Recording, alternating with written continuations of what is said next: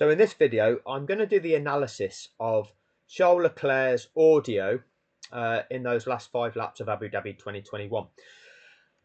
Now, there's some different dynamics in this, making this situation different to the previous 4 that I've done. And those dynamics include the following.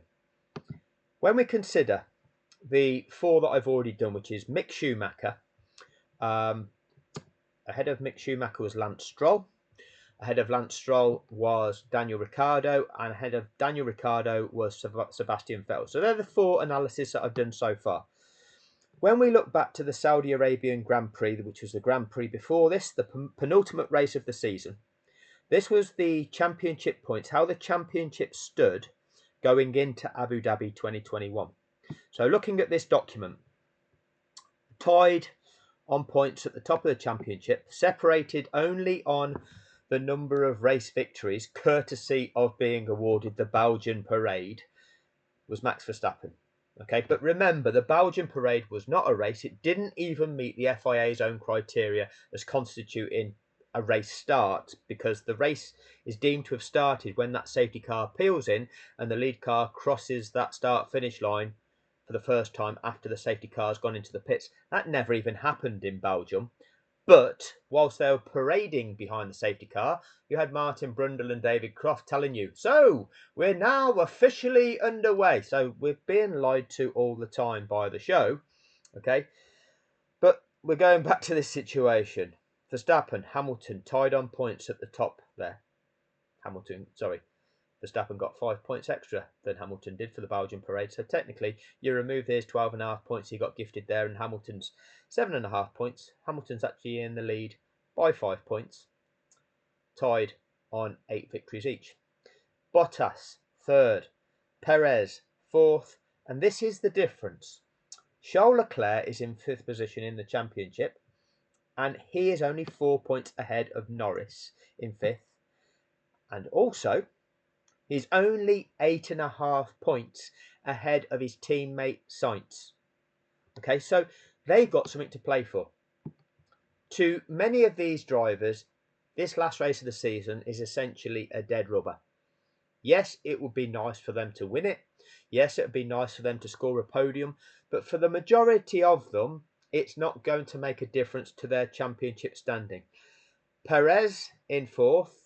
Well, even if he won the race with the fastest lap, that's going to put him on 116 points. He's not going to catch 3rd. Leclerc is not going to catch Perez. However, Leclerc can lose 5th position. Norris can overtake him. Carlos Sainz can overtake Norris. Carlos Sainz can even overtake Leclerc. Carlos Sainz can beat his teammate.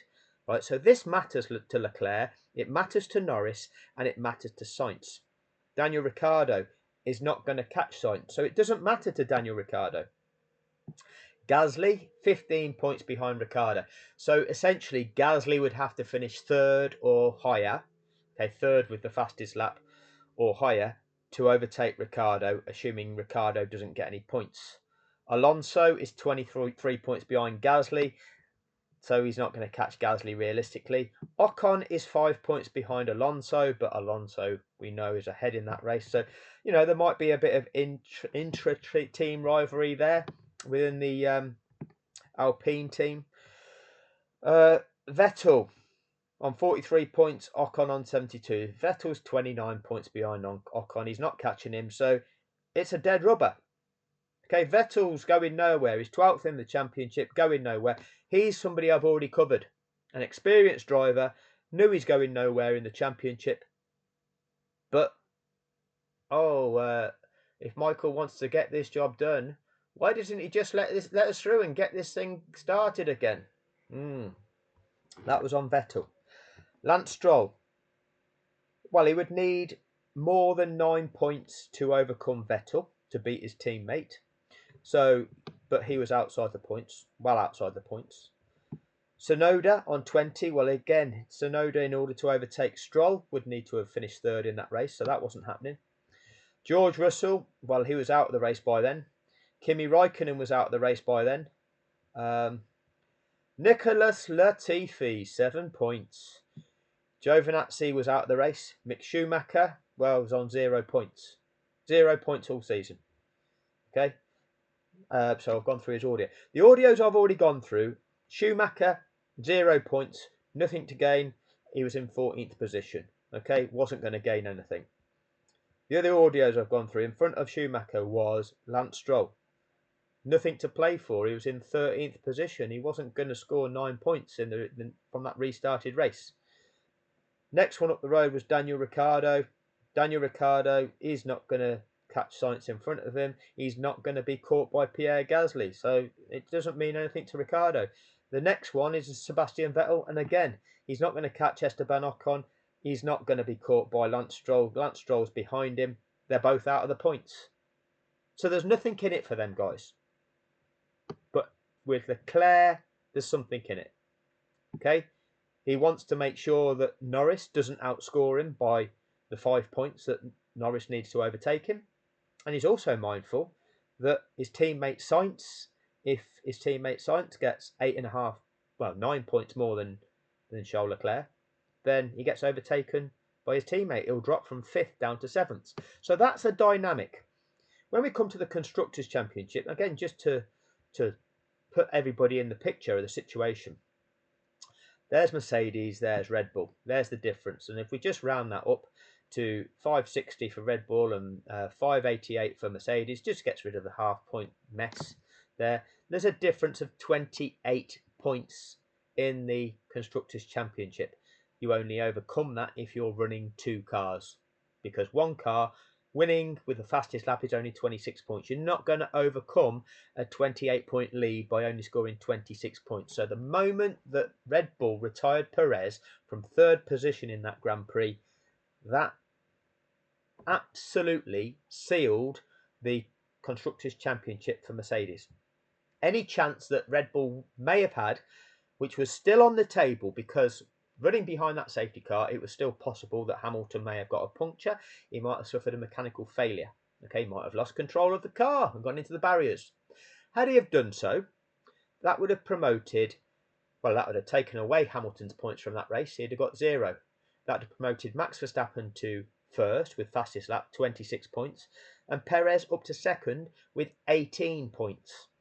Okay, that then would have meant that Red Bull earned 44 points from that race. So without Bottas's score, that overcomes the 28-point deficits and puts them 16 points into the lead. Well, even if Bottas would have come 3rd, which he wasn't, 3rd you only get 15 points. Bottas was on course for 4th in that safety car snake. So where would that put him? That would be 12 points. Red Bull would have won the Constructors' Championship. But that didn't happen. Okay, Hamilton didn't crash out. But rather than Red Bull leave Perez in the race, just on the off chance that he might, and that would win him the Constructors' prize, they retired him. Anyway, back to the championship position. Ferrari, 307 points. All right, so they're not going to come 2nd, nor are they going to be caught by McLaren. So in the team prize, there's nothing in them for that. Again, for Alpine are not going to catch McLaren, and the AlphaTauri team would need 29 points. Well, even if you got 3rd and 4th, that's only 27 points. So you're going to have to finish ahead of 3rd position as an AlphaTauri. That's not happening. So AlphaTauri aren't going to overcome Alpine. Aston Martin on 77, well, you're 43 points behind. That's not happening with the Aston Martin team. Williams on 23. Well, their drivers are now out of the race. Alfa Romeo are out of the race. And the Haas team, 0 points. Mick Schumacher is the last running competitor. So in the Constructors' Championship, nothing to play for. Okay, nothing to play for. Gary Connolly, the Crook Steward, will tell you that. But like I say, the dynamics of the Charles Leclerc breakdown, you've got to bear in mind that Ferrari are likely to be most concerned with what is going on with their drivers. The 4 audios that we've heard so far, they don't really care on the grounds of their drivers not going to gain or lose a position in the Drivers' Championship. they're not actually going to gain or lose any points in that race because they're out of the points, and yet they're still essentially complicit with the rules being broken and wondering when the race is going to restart. Another dynamic is we see, it appears to us, and we'll go through this again, it appears that the Ferrari team get the instruction ahead of the other teams that lapped cars will not be allowed to overtake. That appears on lap 56, that lap that they need to overtake. They seem to get that instruction before turn 5, and we'll get the exact location of that. The other teams that we see so far, and we'll see which other teams do this to their drivers, the initial message given to the driver from the race engineer appears to be, okay, you'll now be allowed to overtake. Not. So it's almost like they feel that they're getting the message to begin unlapping, and then they immediately have to stop themselves and say no. And we hear that several times. So is there something that is lost in translation, I wonder? You may be allowed to overtake. Oh, actually, no overtaking. You will not be allowed to overtake, is what we hear. Ferrari, on the other hand, well, they don't make that mistake. They're clear from the outset. You will not be allowed to overtake. So, is something lost in translation? Now, why would I say something lost in translation? The Italian team Ferrari. Well, what people forget is at the time of the Abu Dhabi fix, the man who was head of the FIA wasn't Mohammed Ben Sulayem. It was this man, Jean Todt. Okay, he was in office from the 23rd of November 2009 until the 17th of December 2021. He disappeared from that position 5 days after the Abu Dhabi fix, washed his hand of it, pretended it was nothing to do with him. Pushed it all onto Mohammed Ben Sulayem. Jean Todt was the president of the FIA at the time of the FIA Abu Dhabi fix. So, preceded by Max Mosley, the man that used to enjoy the Nazi-themed sex orgy. So, what is the link with Jean Todt? Well, Jean Todt was the general manager of Scuderia Ferrari from 1994 until 2007. Oversaw Schumacher's 5 world championships at Ferrari. Remember, Schumacher had earned 2 world championships at Benetton when there's concerns over cheating in the Benetton team, because that was under Flavio Briatore, the known cheat who was banned from the sport for cheating at Crashgate. But there was also concerns about refueling rigs at Benetton. There was concerns about traction control at Benetton, all under Flavio Briatore, the corrupt entity that's now been invited back into the sport despite having a lifetime ban, and is now working for the Alpine team as, team principal or some sporting director or something high up in the Alpine team.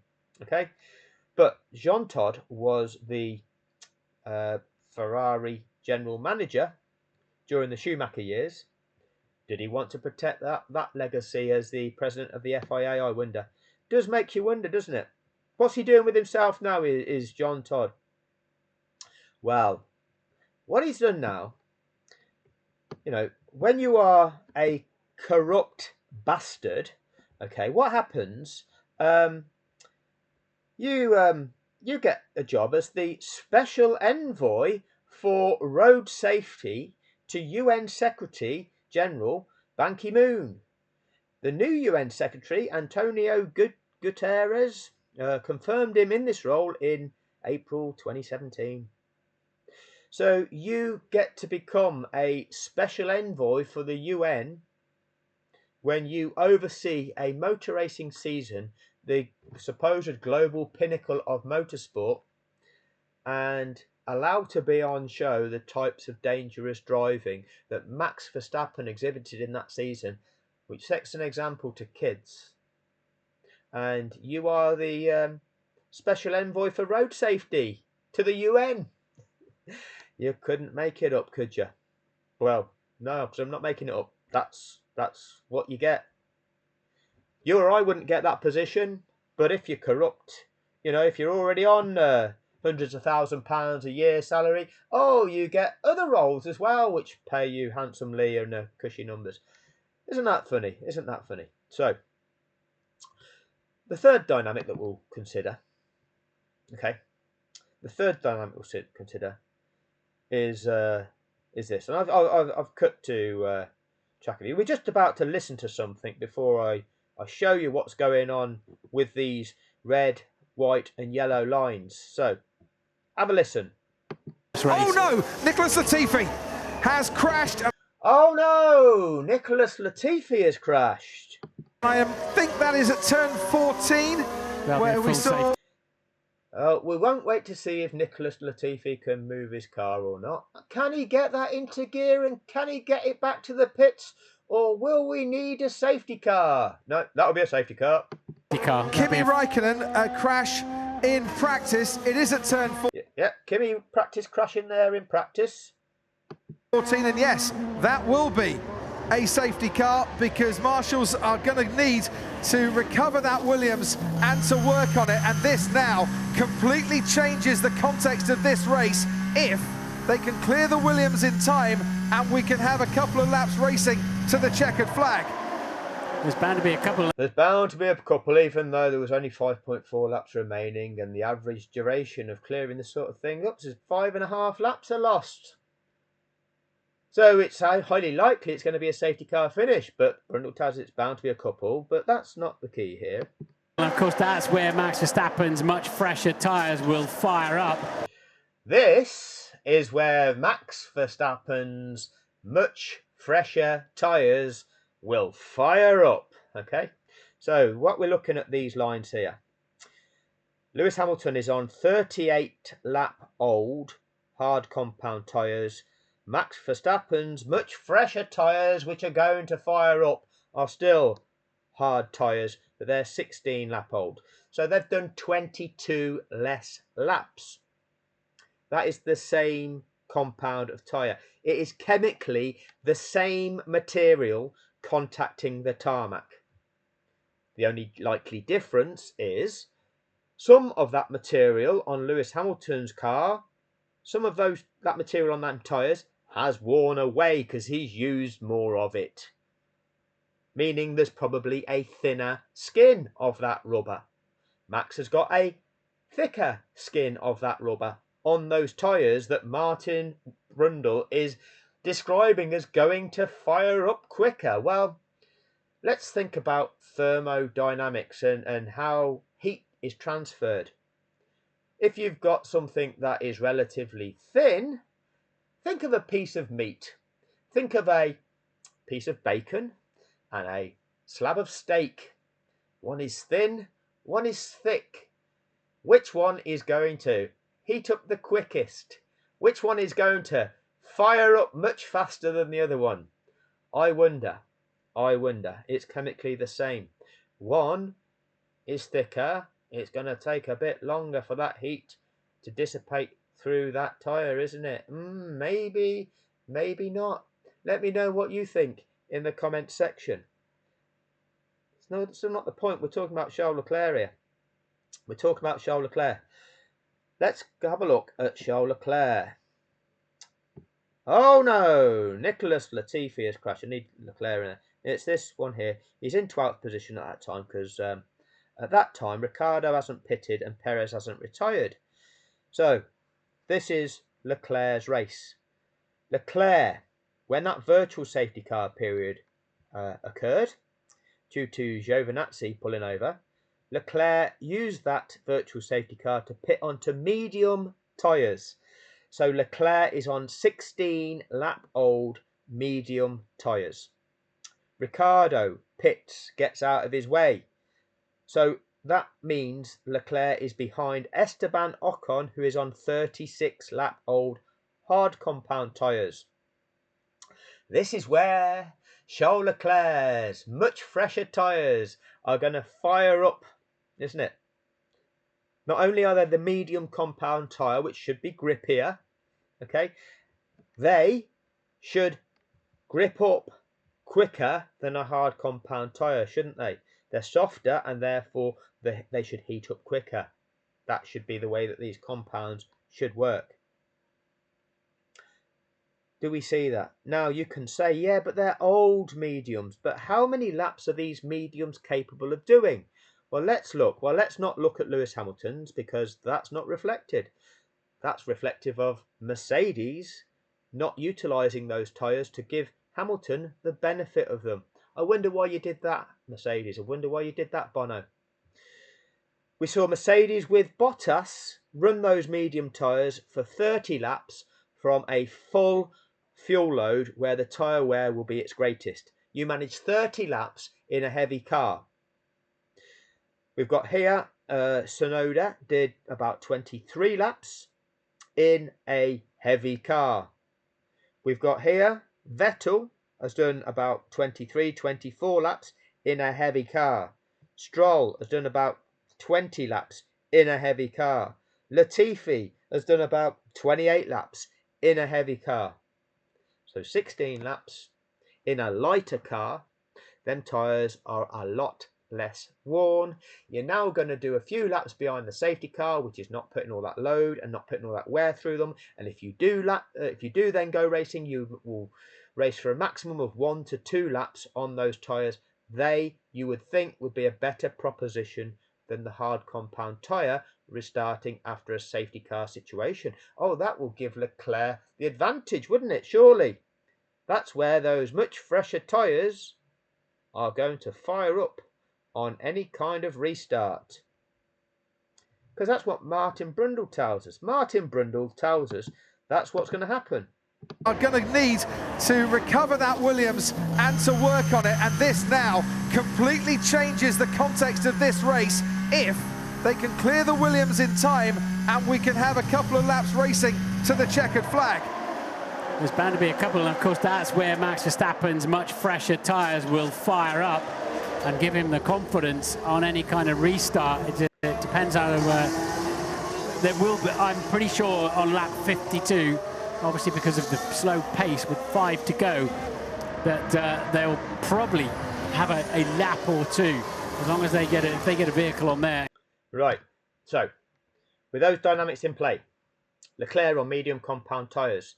The car that's in front of them, Ocon, on old hard compound tyres. Okay, relatively like 36 lap old at the point of the crash. Obviously, they do the laps behind the safety car on the same tyres. Okay, but 16 lap old mediums, 36 lap old hard.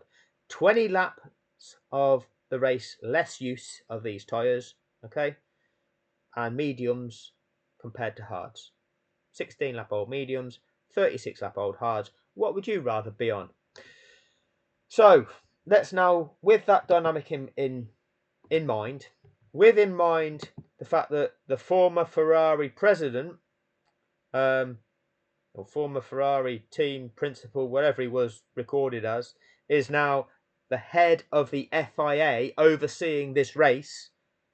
Could he communicate to Ferrari before the other teams get the same message?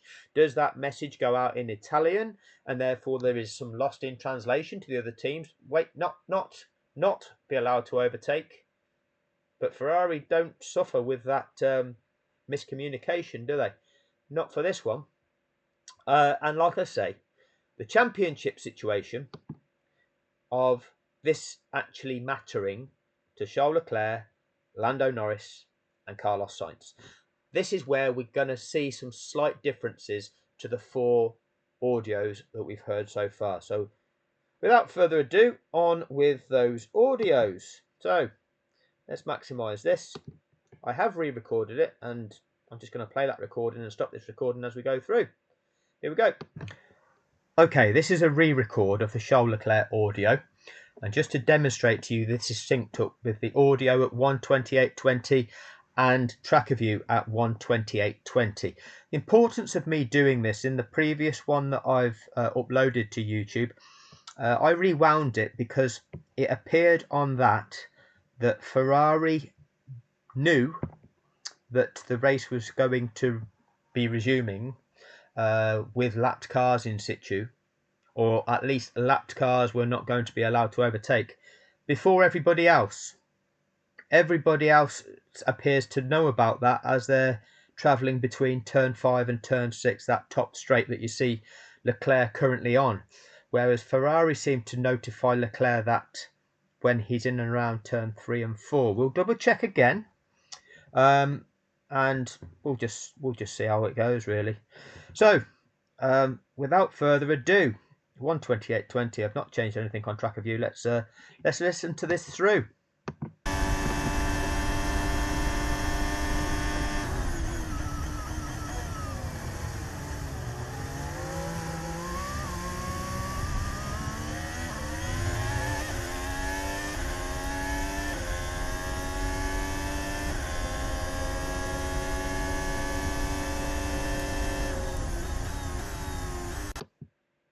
Okay, before we get into the audio, the current race positions are that Hamilton is in the lead, second is Verstappen, third is Perez, fourth is Sainz. Now for fourth place, you get 12 points.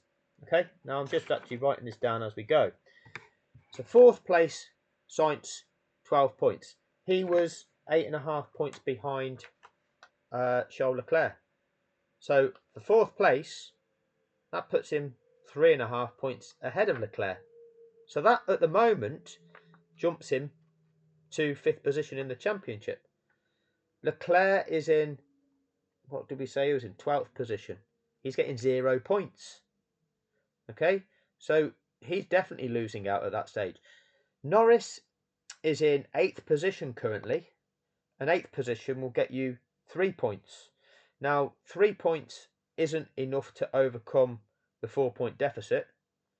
So, at this stage, the championship positions for the Drivers' Championship is that Sainz jumps up to 5th, Leclerc drops down to 6th, Norris drops down to 7th.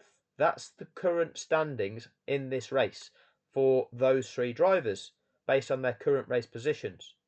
But them still are potentially up for grabs. These, if the points for each of them drivers changes in these latter stages, those positions in the championship can still change. They are still racing for position. They're still racing for points because it's going to impact where they finish in the championship. Okay, that's just how it is. So again, bear that in mind.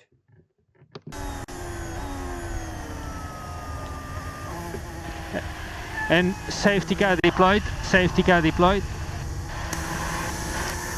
That's the end of the race, right? So, Charles Leclerc initially says that's the end of the race light. He knows that a safety car situation, he knows he's been lapped. He knows that a safety car situation where cars have been lapped, they're going to take about 5.5 laps. He's experienced enough Formula One racing to know that this means around about 5 to 6 laps are going to be spent lapping behind that safety car. So as he said, that's the end of the race, right? Yeah, that's why he's likely to have said that. Still six laps to go, I think. Right, there's not 6 laps to go. When Hamilton crosses this start-finish line, and you can see where he is relative to that, then Hamilton will have 5 laps left. Leclerc is 1 lap behind because he's been lapped. So perhaps Ferrari are looking at it from that point. They're looking, well, Charles, you're on lap 52. It's a 58 lap race. No, you've got 6 laps to go. Reality is, once you're lapped and that leader crosses the line, your race is over. Okay, so as you saw, the cars that weren't released, Daniel Ricciardo, Lance Stroll, Mick Schumacher, they were going round with that racing pack. But when they crossed the finish line at the end, they were classified as being a lap down. They didn't then carry on racing for the additional lap that they would have needed to complete the full 58 lap distance. They were classified a lap down. They only completed 57 laps. So that's why I'm saying that Ferrari is saying no, there's 6 laps to go, because if they're looking at the number of laps he's completed, 52, it's a 58 lap race, that would say, well, no, you've got to complete 6 laps. That's my understanding of why Ferrari have said 6. Anyway, we'll carry on. So Latifi hit the wall at exit 14, stay on the left there. Exit 14, stay on the left. How much do we lose if we box now? For soft. So you can see Charles Leclerc is mindful of what this means to him. Okay, the other drivers weren't. Mick Schumacher means nothing to him. Lance Stroll means nothing to him. Daniel Ricciardo means nothing to him. Sebastian Vettel means nothing to him. Charles Leclerc, on the other hand, this means the difference between 5th, 6th or 7th in that World Championship. This means the difference between beating your teammate for Ferrari. Okay, this is important. So his attention, he's not focusing on, oh, what does this mean between Verstappen and Hamilton? He's more concerned about what this means to him. And so he's thinking, okay, is there any benefit in me going onto the soft compound tyres? So if there is a restart, it gives me the best chance. That's what he is probably thinking. That's the way it would mean to me if I was in his position. If you were in the other 4 drivers' position, as I described, you know there's nothing in it for them. And yet they were still all going along with that race resuming. They were actually urging. Well, Sebastian Vettel was going, well, why aren't we getting this going again? It means nothing to you. We lose one place. So bearing in mind, like I say, Leclerc was in 12th position at that point in time. You'd lose a place. Why they'd lose a place is because if Vettel didn't pit, which he didn't, he would go through. Okay, so you'd lose a place. You'd drop down to 13th. If we box, we have nothing to lose. Stay out. Shall we box? We've got nothing to lose. So what he's saying is, well, it could be a safety car finish. If it isn't, are the other drivers going to pit as well? And we all end up coming back out of the pits in the same position. There's not a lot. We're in 12th. We're not going to lose anything because we've got nothing anyway. We're not on course to get anything. And they've said, no, stay out.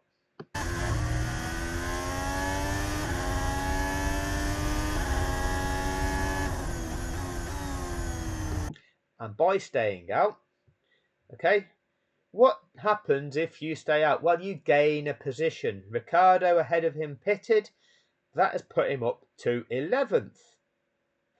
When Perez retires, that puts him up to 10th. Who played some clever cards there? Oh, well, he's gone from being 12th to finishing 10th and getting 1 World Championship point.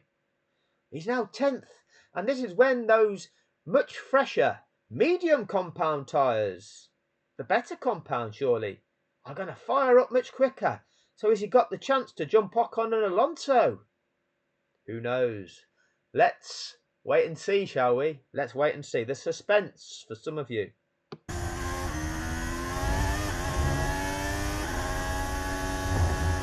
And charge button on.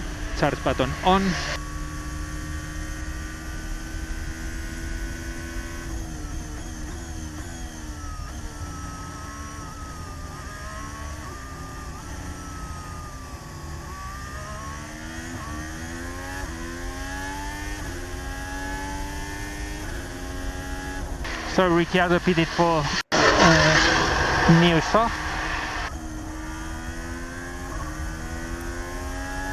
So next car in front is Ocon, hard, and in front of Ocon we have Alonso. So Ferrari, so far they care about what this means to Leclerc's race. Okay, who Leclerc is up against, and if we get going again, who he needs to pass and what his situation is relative to theirs.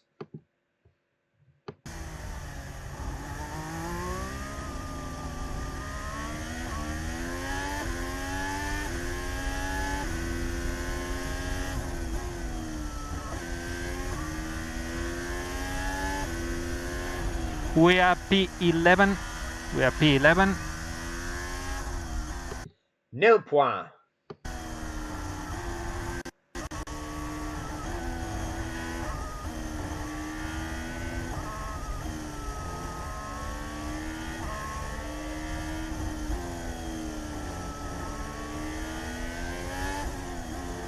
When is the safety car going to let us pass?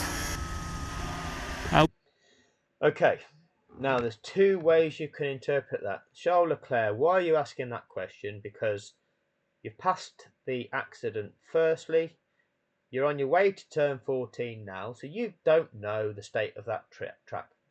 So you're entitled to ask the question, and maybe you're eager, because yes, you are still trying to race for something. You are trying to race for something because it matters to you and your world championship. Okay, so maybe him asking that question is not this notion of getting this race so that we can see the race off between Verstappen and Hamilton. You know, he's eager for it to resume for what it means to him. Okay, so he's probably asking his pit crew, his race engineer, okay, is this going to happen? When can we do this? The sooner we get racing, the better chance I've got of getting some world championship points. We'll keep you updated on that. Still no information. And try to work on the tires. Temperature on the tires. And you can press like shock 7. And go to the left at 14. Okay, go to the left at 14. You can see where Leclerc is, the red dot now, and it's highly likely he'd have received that message before he got to 14. So this is what I'm saying. There's a lag on these communications by a few seconds, usually about 4 seconds lag.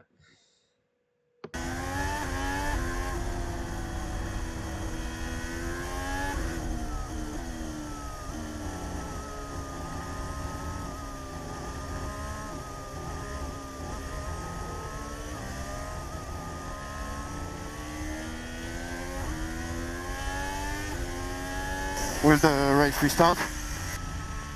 Sorry, can you repeat, please? Will the race restart? Yes, we think it will restart. Okay. So, again, Leclerc is interested in the race restarting for him, you would think. You know, why would you care about Verstappen and Hamilton when actually the jeopardy for you is at the moment you're in 5th position in the championship, and as it stands, you're going to drop down.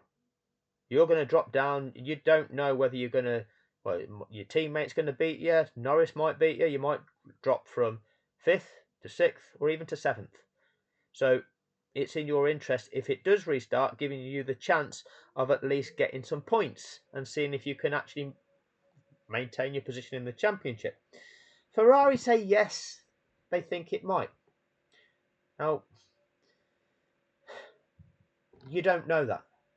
You don't know the state of the clear-up operation. You need to have eyes on the clear-up operation to understand how long it's going to take, to then understand whether it's possible to release those lapped cars on lap 56 so that lap 57 can be that mandatory safety car lap. And if that's possible to happen, then you can go racing on lap 58.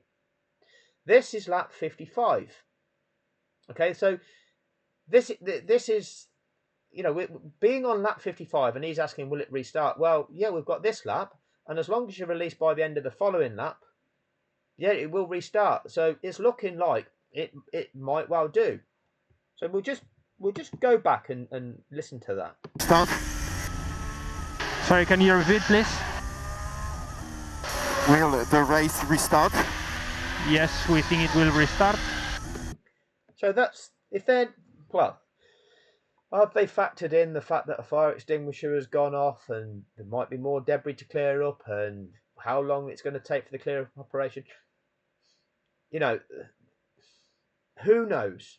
Who knows? Predicting that is difficult. But all I'm saying is, where they are on lap 55, they've got the remainder of this lap, and providing that those lapped cars can be released and have passed the leader in the safety car before that crosses the line on lap 56, at the end of lap 56, okay, which is another it's the best part of 2 laps they've got to clear this up and release those lap cars. And Ferrari are predicting, yeah, it's likely to happen. It doesn't happen because it's clearly not clear. All right, we can see from Latifi's car camera the marshals on the track still continue to sweep. So it didn't happen. But it's not necessarily sinister from Ferrari at this stage.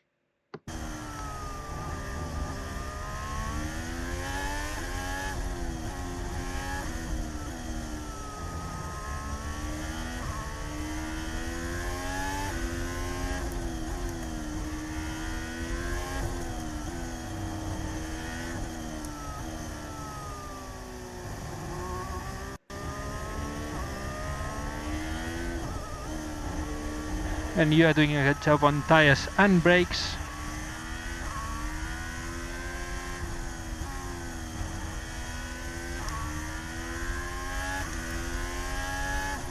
So behind we have Sebastian with hard, and behind Sebastian Ricciardo with soft.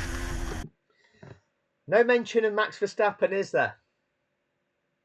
See, all of the other ones, they're mentioning where Verstappen is. Oh, so Max will be allowed to cut the queue, says Lance Stroll. Okay? They should allow us to turn laps and so get us out the way. You know, these are the sorts of things. Ferrari aren't saying that. They're telling Charles Leclerc, you've got Ocon ahead of you, he's on hard tyres, and ahead of him's Alonso. Behind you, you've got Vettel and Ricciardo. They're the people that you're racing against. That's all they're caring about at the moment. Okay? And like I said, this is the difference. This still matters to Ferrari, and that appears to be their focus.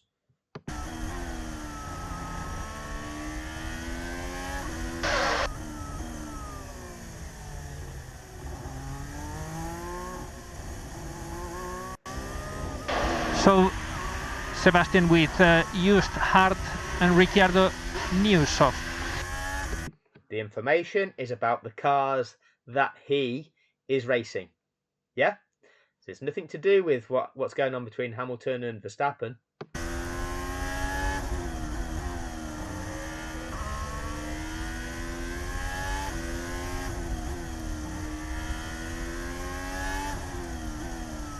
And we should target -10 on the dash for the tires.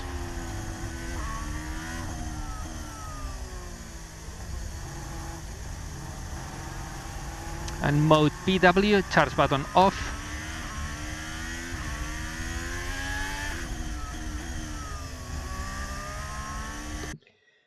When you go through these audios, as I produce each one, always bear in mind these instructions about engine modes and tyre warming and whatever, brake warming, all these kind of things that their race engineer is communicating to them. Because there'll be a point in time where we'll see if there's a difference, all right? But bearing in mind, this is the sorts of things that are being communicated from the race engineer to remind the driver, keep this in mind, do this for the car, do that, keep this in mind. It's all about preparing for any restart should that happen. And it happens all the way through for many of them.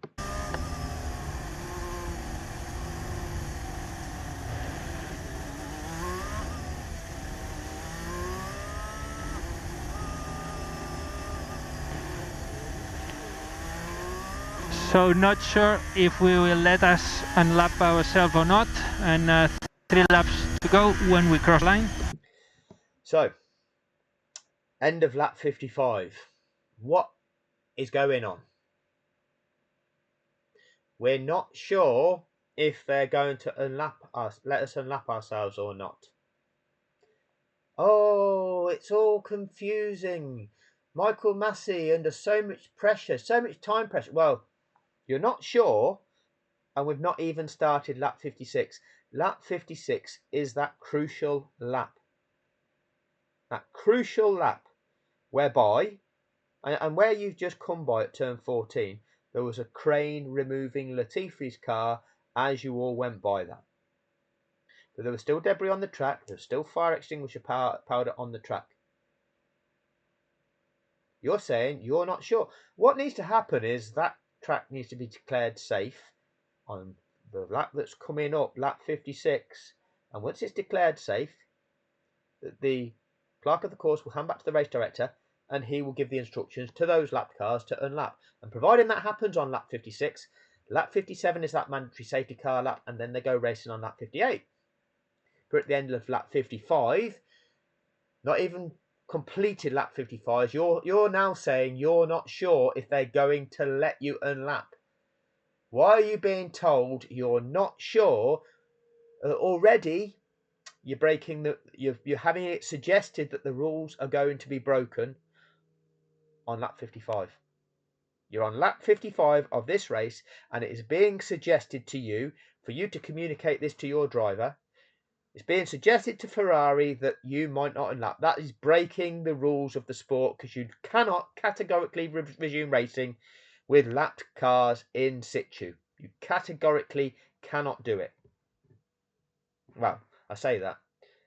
If there's a car that has been lapped and is not eligible to be released because it didn't meet the criteria. All 8 of these met the eligibility criteria to be released, and hence they have to be released. That's mandatory.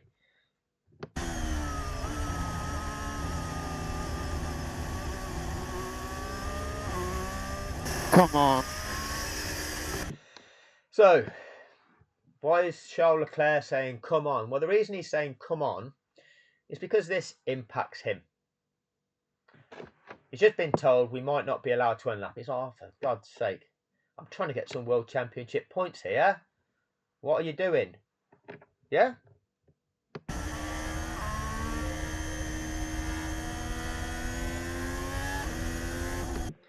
But he didn't go, typical decision. I'm not surprised. It's classic, did he? He didn't do that, did he? No, he's like, oh, come on.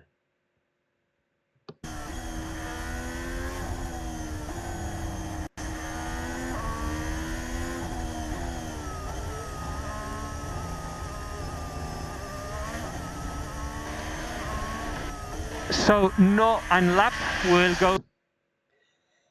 So, no unlap. He's not even reached turn 3. And bear in mind there's a 4-second lag. There'll be a 4-second lag for all the other competitors. So, whilst the other competitors, when we're hearing those messages between turn 5 and turn 6, it might have been in around, like, to tail end of this straight towards turn 5 and going around turn 5 that they were getting that communication. Ferrari are giving this to Leclerc here before turn 3. That seems to be far in advance of every other team so far.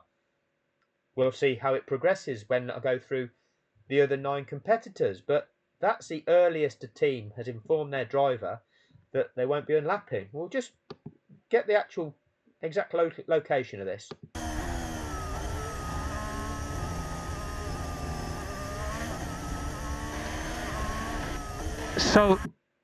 So, well, he's just gone through turn 2 and he's getting the message. So Ferrari know at this stage to give him that message. And like I say, when you look at the other videos, see when that appears to be given to the driver. Because from what I can recollect, and we'll see what happens with the other 9, then the drivers don't get that message until they're down here. And not only that, look at where those other drivers currently are. Well, actually, we've got Mick Schumacher, we've got Stroll, we've got Ricciardo, and we've got Vettel. So they're even behind Charles Leclerc. And you have to wait till they get to here before they get the message. Let's just see how long it takes Charles Leclerc to get to there. Count the seconds. We'll try and listen to the audio as well, but... No unlap will go straight for a restart.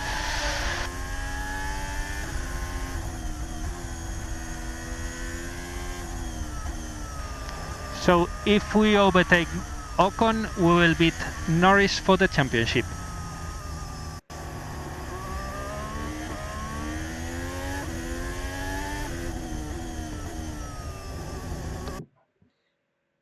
Now I've just counted about 23 seconds. I've just counted about 23 seconds that Ferrari, that was the approximately, we'll see in future videos, that Leclerc is given that information before any of the other drivers in this race are. And again, well, certainly the first 4 that we've done, I think it's about 23 seconds ahead of Vettel getting that message, ahead of Stroll getting that message, ahead of Ricciardo getting that message, and ahead of Mick Schumacher getting that message. How come Ferrari know 23 seconds before everybody else? What's going on there? But they, again, look at what we're doing here. Look at what Ferrari are doing with their driver. For the championship. They care about their championship. So if we overtake Ocon, we will beat Norris for the championship. That's their focus, isn't it?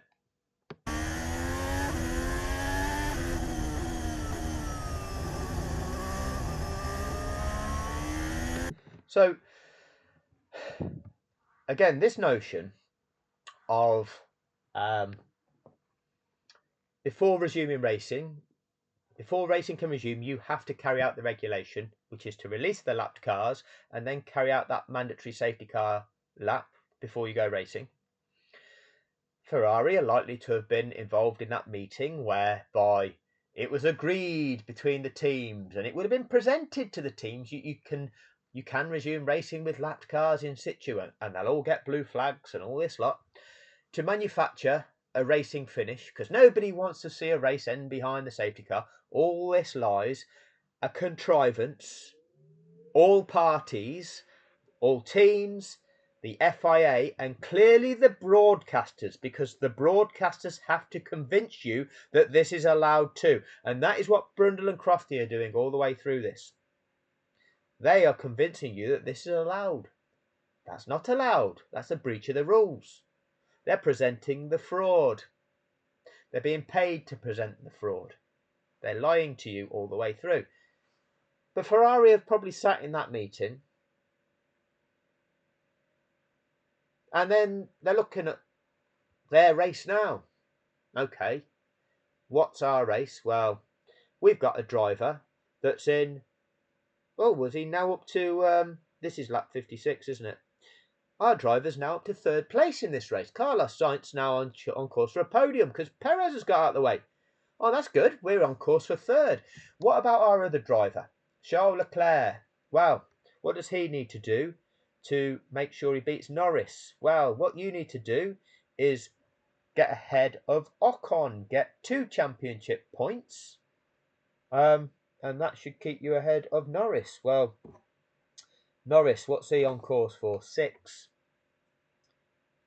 Now that Perez has retired. Leclerc's on 1. Leclerc's 4 ahead, which means he's going to get leapfrogged by Norris as it stands. So Leclerc needs to gain a place to make them level on points, but whether on countback, whether on kind of maybe not race victories, but higher position scorers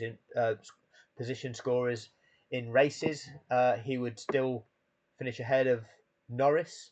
I've not gone into that depth of detail on this, but they would be level on points. But Ferrari seem to think they would be higher in the Drivers' Championship than Norris do. So they're focusing on what their driver needs to achieve, and if the race gets underway, he's got the chance of achieving that. So realistically to them, it doesn't really matter whether or not they're unlapping or not, because the guy that they need to beat is directly ahead of him. So if it does go green, then right, you're racing, get past Ocon, you've got your position in the championship. Okay? And this is why I say the dynamics of this interaction is different to the 4 that have preceded it.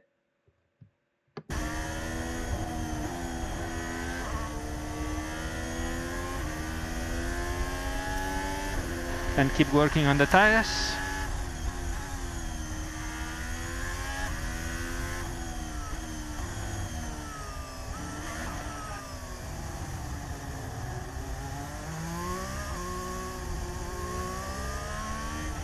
just a reminder, will be mode race K2 on. In front we have Ocon, Alonso. Both of them with all the tires than you. It's a constant theme. As of yet, he's not mentioned Verstappen, has he? He's not mentioned Hamilton. It's solely focused so far on, okay, the cars that you're racing, ahead of you, you've got Ocon and Alonso. They're the guys that are on older tyres than you. You've got the advantage against these, so if it goes racing, this is your chance. And the cars that are behind you, well, you've got Sebastian Vettel, and he's on old tyres still, and behind him is Ricciardo. That's all that's being communicated to Charles Leclerc.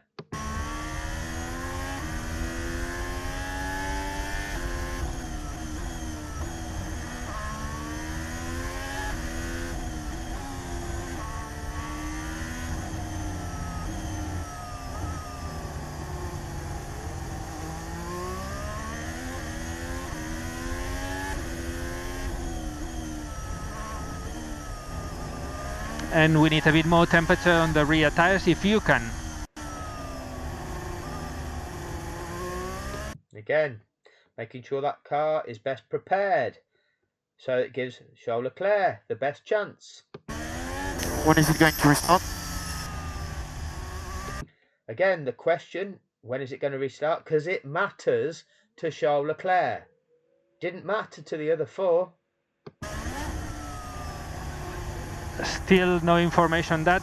2 laps to go when we cross the line.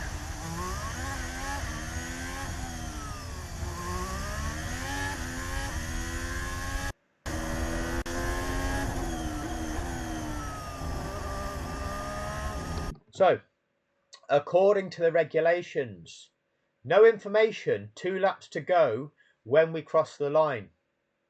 According to the regulations, which are mandatory, if now, when Hamilton crosses his line, if they release the lapped cars, the safety car must stay out on track for a further lap to afford those released cars the opportunity of catching the back of the pack. This now is a safety car finish, 100%. 100%. Although for Ferrari, if they can get racing, Charles Leclerc has a chance. So they'll go with it. Okay, we've still not got any information, but, you know, they've said we could go racing with these lapped cars in situ. All right, they're not going to release the lapped cars, but we'll go racing like this. You still might have a chance here, Charles. So they're going along with it being restarted like this because it benefits them. It gives them the chance too. So they're not going to call out the fact, oh, you're not allowed to do this. You're not allowed to do this because, like I say, it matters to them in terms of their championship, and therefore being allowed to race is something that gives them an opportunity for this particular driver as well. If you were a race engineer, you should be really calling out what the implications are. You say, well, that's not allowed to happen. But again, for Ferrari, they probably don't want to call that out, even though they know that that's not allowed to happen. Well, let's not call it out, because if we call that out, then that takes away any chance Charles might have. If we say, well, it's going to definitely be a safety car finish now, because even if you get released on this lap, it's another lap of the safety car, you're not going to get racing, mate. It's the end of your race. Well, they might restart, and you still might have the chance of getting that extra championship point you need to make sure you stay ahead of Norris. That is their attitude. Very much appears that way.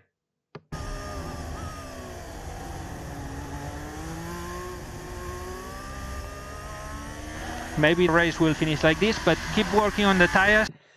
Maybe race will finish like this. And why are you saying maybe race will finish like this? Because you know the regulations of the sport. You're still telling your driver, you know, you go, well, he might get a chance, but now we're on lap 57. Maybe the race will finish like this now. We should be ready.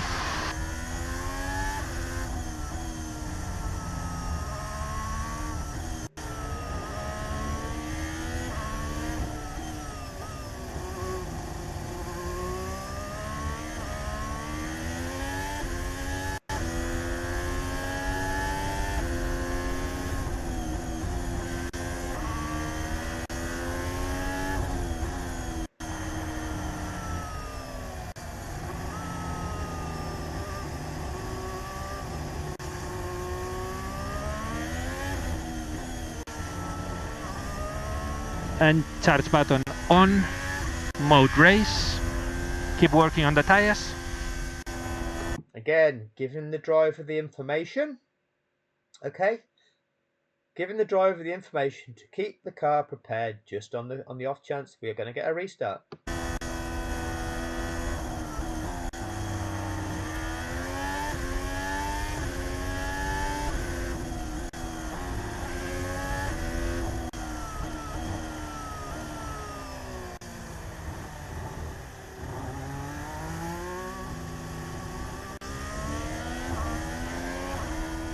And you can overtake the safety car now. So there's the instruction. You have to overtake the safety car now.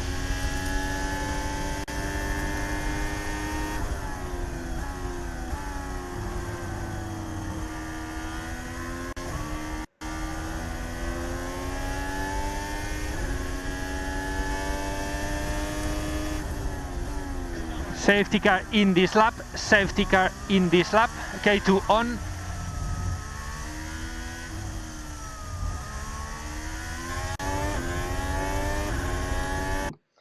So again, it's all wrong, okay?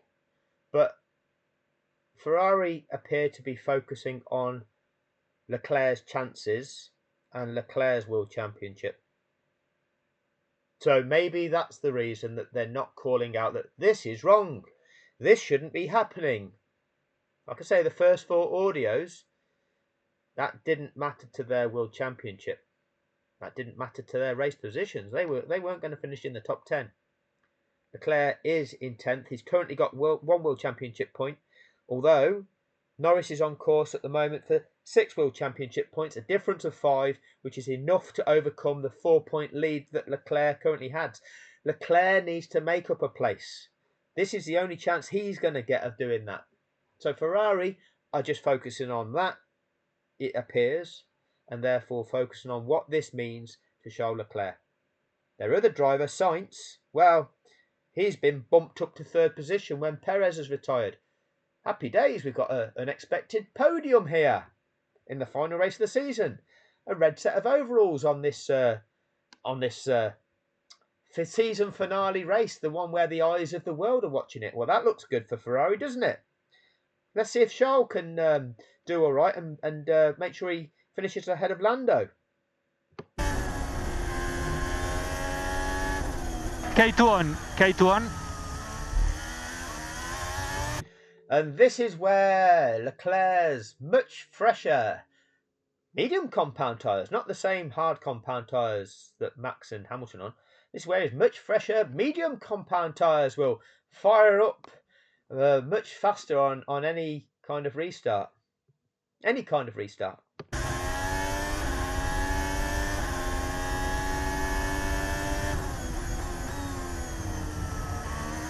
So we've got 2 laps of race. I mean, this lap should be the lap where they're not allowed to race because they've got to make their way around the circuit at an appropriate speed, making every attempt to catch the back of the pack. And this is, they're not allowed to overtake on that lap that they're doing so either. But no, they overrode that rule too. That's no longer the rule in the regulations. They're racing 2 laps to overcome Ocon on those medium compound tyres compared to Ocon's old hard compound tyres. Surely there's only going to be one winner here.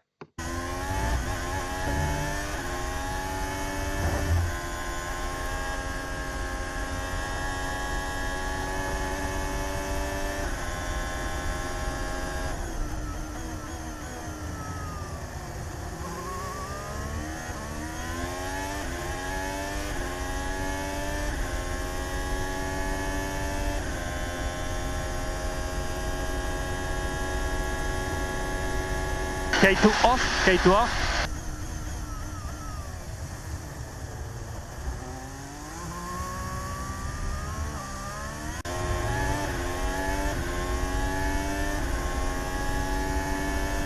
K1 available. And we will have 1 more lap after this, 1 more lap after this.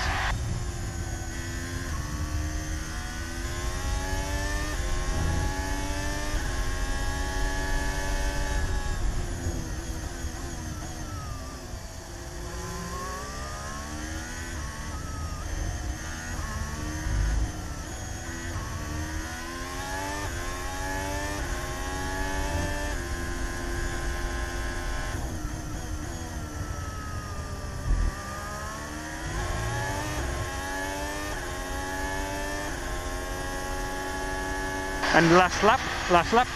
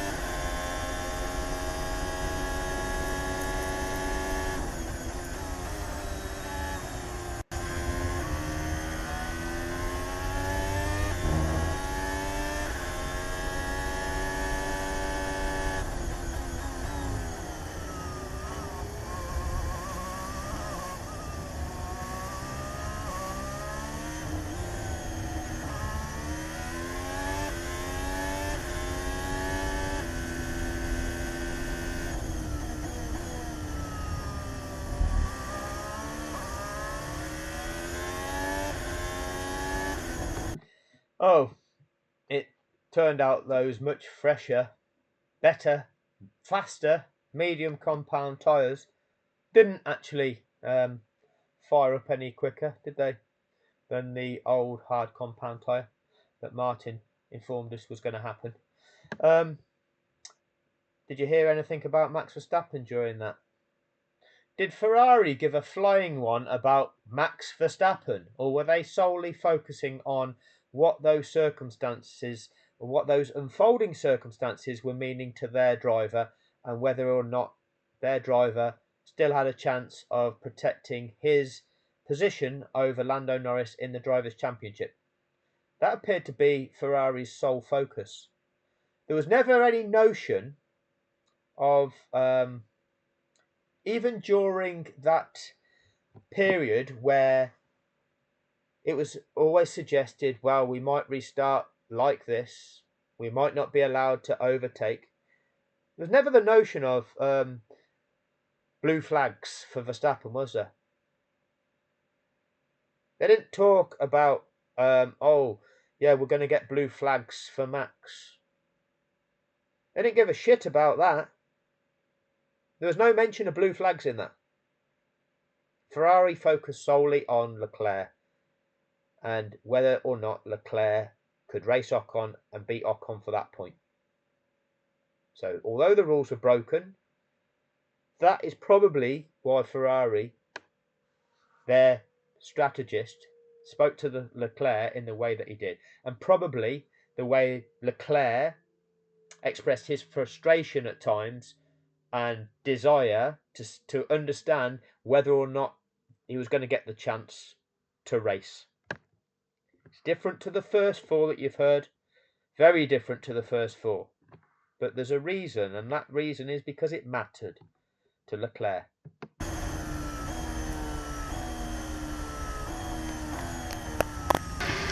And charge button on. I say in most of my videos, don't say in most of my videos, but say it often, always look for the why. Okay, in life, people have motivation for doing things. There is a why.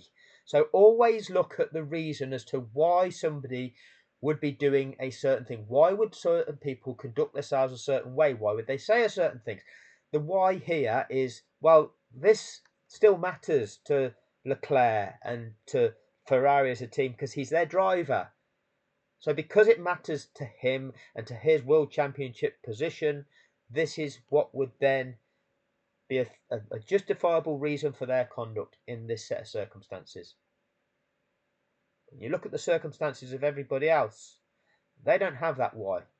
So we'll go on and we'll finish this off, but then we'll then go forward and do Ocon and Alonso. We'll see what this means to them, and we'll see what the interactions are between them drivers and their race engineers. And we'll do all of these in turn.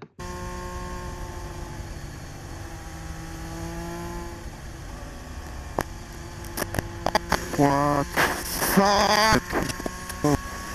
The medium was so bad. So that there is Charles Leclerc being frustrated with himself that he didn't manage to overtake Ocon, and he's blaming the medium tyre as being what didn't afford him that pace. All right? That's P7 in the championship, I guess. So it's probably likely he's been informed that his teammate Sainz is up to third. So they'd have done these calculations. He'd know that he was 8.5 points ahead of his teammate Sainz. His teammates finished third, got 15 points, and Charles only got 1. He knows that Carlos Sainz has beaten him. That's going to be frustrating. He knows that Lando Norris, well, he knows that he needed to pass Ocon to remain ahead of Norris, and he didn't manage to do that. So he knows that he's lost the position to Norris as well. So he's now working out in his head. He's been knocked down from 5th down to 7th in the Drivers' Championship standing. So he's frustrated. That is his reaction. It's nothing to do with what might have gone on between Verstappen and Hamilton, is it? It's all about how this has impacted him.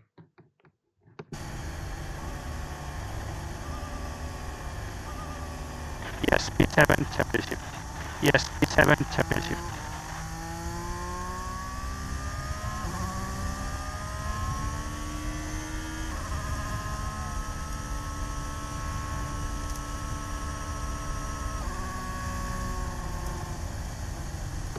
Ferrari know this was wrong. Ferrari didn't call it out because by that race resuming, it at least afforded Leclerc that chance. Right? Didn't afford Sainz the chance of challenging for second or first. Didn't do that. But maybe they took the view, well, it's a bonus that he got third because he wasn't on course. He was in 4th, well behind Perez. Oh, Perez is out of the way. We've got third now. Happy days. Let's not protest about the fact that we weren't even allowed to challenge for second or first. Who knows?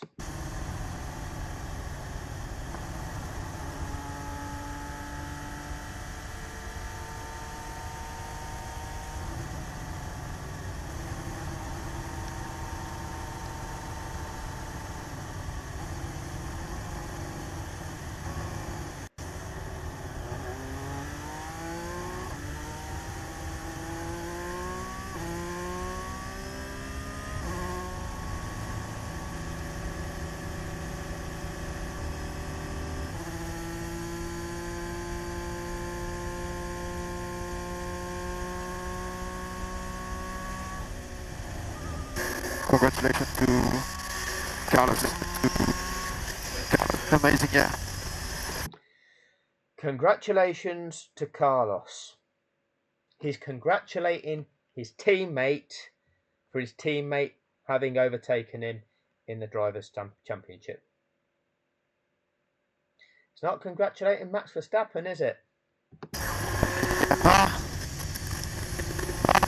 And thanks for everything, guys, for this year. And thanks for everything, guys. It's not been my greatest this year, but probably try to come back stronger next year. We put everything together, and hopefully for better positions. And yeah, thanks for the hard work all season. Thank you very much. Yeah, thank you.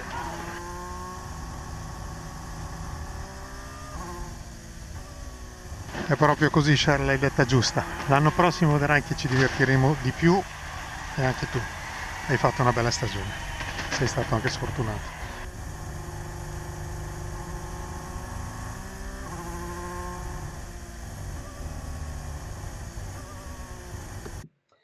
I'll blame my ignorance for not being able to speak Italian, so I don't know what was said there.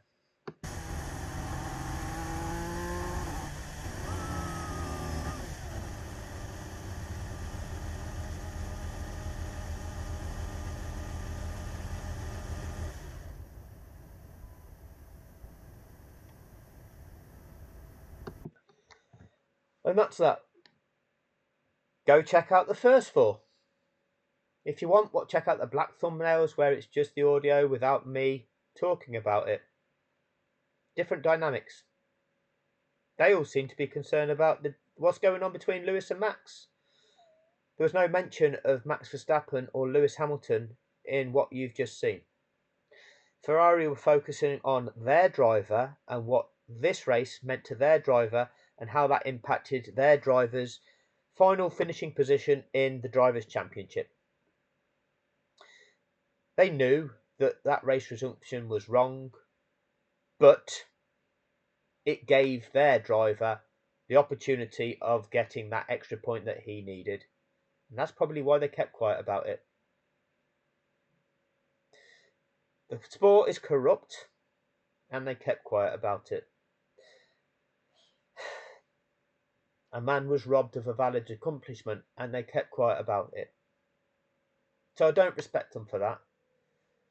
But actually, I can see why they focused on their situation and what it meant to their driver, and hence I can understand the interactions that were going on that you've just heard between Leclerc and his race engineer. Because that was all authentic, in as much that was authentic because it was concentrating on what mattered to Charles Leclerc, and although there were breaches of the rules, it was all about, well, is it still going to give Charles Leclerc the chance of him? And that's what it all related to in that regard. So I can kind of accept that. So Ferrari, for that particular one, we'll wait and see when we get to Sainz. We'll wait and see. But so far on that one, Ferrari, I can accept your conduct for what you were doing relative to Leclerc. I can accept that. Because it mattered to Leclerc. We'll see who else, if any, can have any kind of justification for the interactions between the driver and their race engineer when the rules of the sport were being broken. That'll do on this one. The next one that I'll do will be the 9th place finisher, which was Esteban Ocon. Thank you for your time on this one.